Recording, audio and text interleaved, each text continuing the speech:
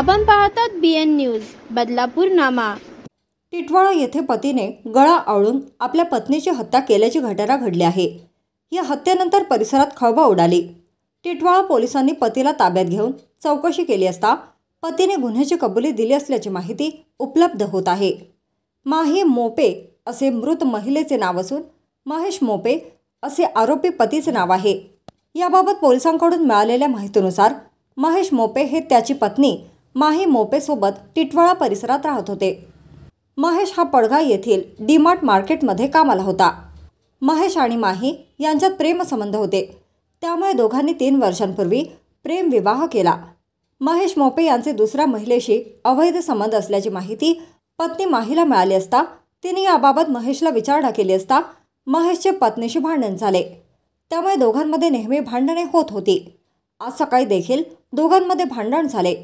या भांडणात महेशने रागाच्या भरात पत्नी माहीचा गळा आवळून खून केला। घटनेची माहिती मिळताच टिटवाळा पोलिसांनी घटनास्थळ गाठून मृतदेहाचा पंचनामा केला। त्याचवेळी मयत माहीच्या सासरच्या मंडळींना ताब्यात घेऊन चौकशी सुरू केली। चौकशीत पती महेश याने गुन्ह्याची कबुली दिली असून पुढील तपास टिटवाळा पोलीस करत आहेत। काय नाव तुमचं? माझं नाव योगिता गणेश शिंगोळे। काय झालं तुमच्या बहिणीसोबत आणि काय नाव तुमचं? माझ्या बहिणीचं नाव दीपा रमेश सुरक्षी, म्हणजे माहेरचं, त्याच्यानंतर लग्नानंतर तिचं नाव बदललं होतं। माही महेश मोपे असं नाव होतं तिचं।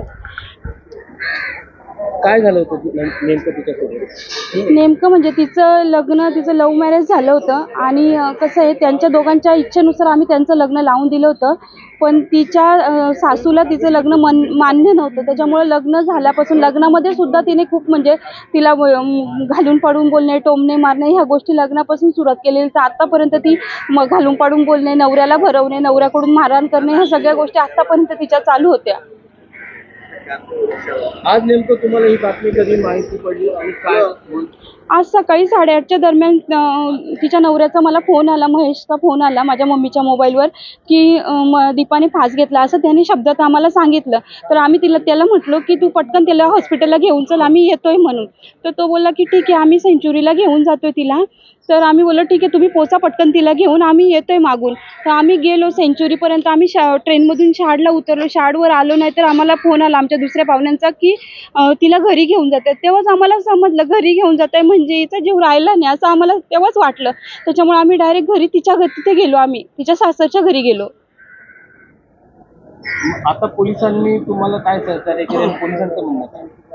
सहकार्य म्हणजे आता आम्हाला तर वाटतंय की आम्ही प्रत्यक्ष घटना आम्हाला माहिती नाही, तर आम्हाला सुरुवातीपासून तिचे सासू सासरे तिच्या मागे जाच करायचे, तिचा नवऱ्याचा तिला मारहाण करायचा। त्याच्यामुळे आम्ही तर सध्या आम्ही त्यांचं तिघांवर आमचा संशय आहे की त्यांनी तिघांनीच आमच्या बहिणीचं काहीतरी केलं असेल। अशाच प्रकारचे नवनवीन व्हिडिओ आणि बातम्या पाहण्यासाठी चॅनलला लाईक, शेअर आणि सबस्क्राईब करायला विसरू नका।